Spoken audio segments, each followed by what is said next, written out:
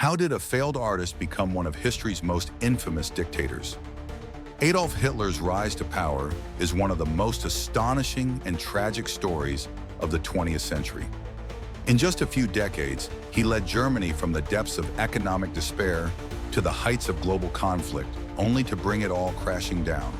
Today, we're diving into the rise and fall of Adolf Hitler. Adolf Hitler was born in 1889 in a small town in Austria. His early life was far from extraordinary. In fact, he struggled with many things: school, relationships, and later, his dream of becoming a painter. Twice he applied to the Academy of Fine Arts in Vienna, and twice he was rejected. This failure deeply affected him, but it wasn't the end of his story. Far from it. After World War I broke out, Hitler joined the German army. He found a sense of purpose there, but Germany's defeat in 1918 left him feeling betrayed and angry. Like many Germans, he believed the myth that the military had been stabbed in the back by politicians and Jews. Post-war Germany was in chaos. The economy was shattered, and political unrest was everywhere. Enter Hitler, who joined a small political group called the German Workers' Party. With his fiery speeches and persuasive charisma, he quickly rose to leadership. By 1920, this party had become the National Socialist German Workers' Party, or the Nazi Party.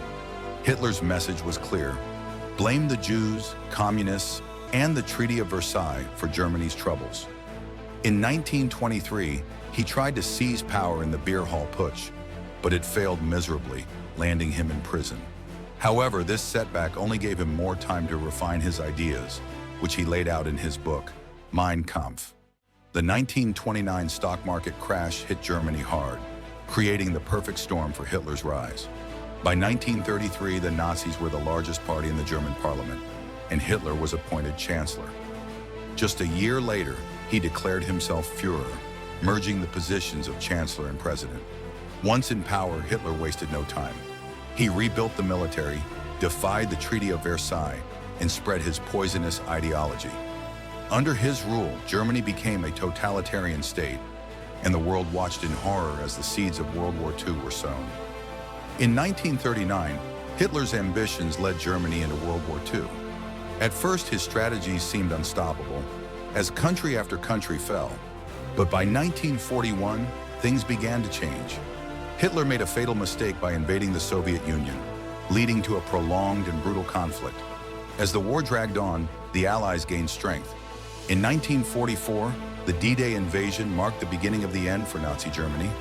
By 1945, Allied forces were closing in on Berlin, and Hitler retreated to his bunker.